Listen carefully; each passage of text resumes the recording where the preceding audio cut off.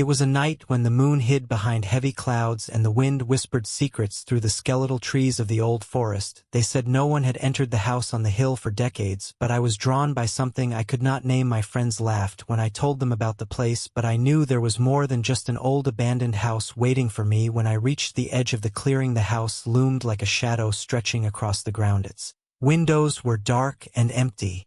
Like eyes watching from afar, the paint had peeled away, leaving the wood beneath exposed to the cold night air. The gate hung crooked on its hinges, and the path leading up was overgrown with thorny vines. I stepped closer, and the wind shifted, carrying a faint smell of decay. I could hear the faint creak of the old door swinging in the breeze, and I felt my heart pound in my chest as I touched the gate. It shuddered, as if resisting my presence. I pushed it open, and the noise echoed like a scream into the night. The forest seemed to close behind me, and the path vanished into darkness around the house. Every step I took made the ground moan beneath my feet, and I felt as if something unseen was following me inside the house. The air was thick with dust, and the smell of rot. The floorboards groaned under my weight, and the shadows seemed to move in the corners of my eyes. I could see furniture draped in white sheets like ghosts frozen in time. The walls were covered with old photographs, but when I looked closer, the faces were scratched out, leaving only hollow eyes staring back at me. I felt a cold hand brush against my shoulder,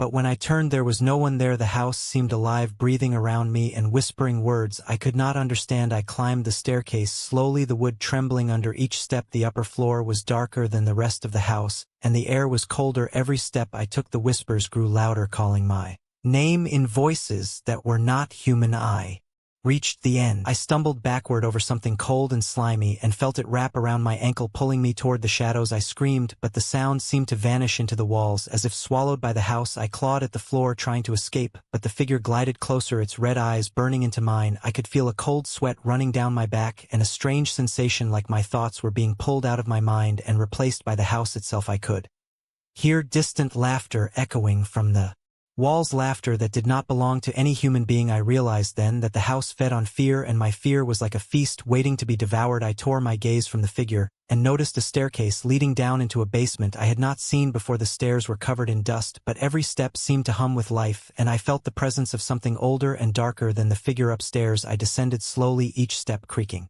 like a dying animal. The basement was vast and filled with objects I could not recognize, strange statues twisted into impossible shapes and mirrors that reflected not my face but the twisted shadows of the house itself. The air was thick with whispers, and I felt hands brushing against my legs, pulling me further into the darkness. In the center of the basement was a pool of black liquid that shimmered with a faint light. I could hear it calling my name, promising answers and power. I knew instinctively that it was a trap, yet I was drawn to it as if my body had a mind of its own. The figure from above appeared behind me, and I could feel its presence pressing into my back, its cold breath brushing against my neck. It whispered words I could not understand, and yet they made sense to me, filling my mind with visions of people who had entered the house and never left, shadows that roamed the halls forever, trapped by their own fear. I reached the edge of the pool and peered into it. I saw myself reflected, but not as I was, but as a hollow shell with eyes.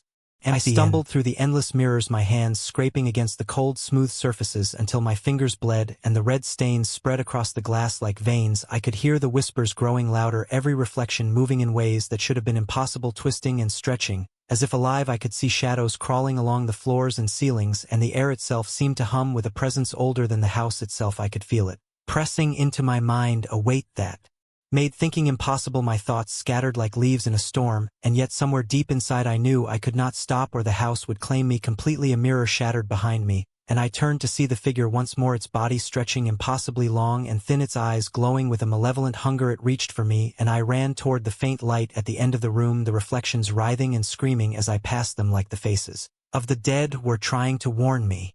But I could not listen. I had to keep moving. My feet slipped on the polished floor, and I fell forward into a mirror that did not reflect me at all. Instead, I saw a corridor filled with doors, each one leading to a different nightmare. I could hear screams and cries from behind each door, and I realized they were real people trapped by the house for decades, maybe centuries. I scrambled up and ran down the corridor, my hands pushing against the doors as I passed them, but each one resisted as if alive. I could feel them pulsing under my fingers, breathing with a rhythm of their own. The screams grew louder, and now they were calling my name, each one claiming to be me, each one trying to pull me inside their reality. I realized that the house was not just trapping people, it was copying them, twisting their identities, and feeding on the confusion and fear. I felt a surge of panic as the corridor stretched endlessly before me, and I could see no end, no escape. from this prison of reflections and whispers. Sutta.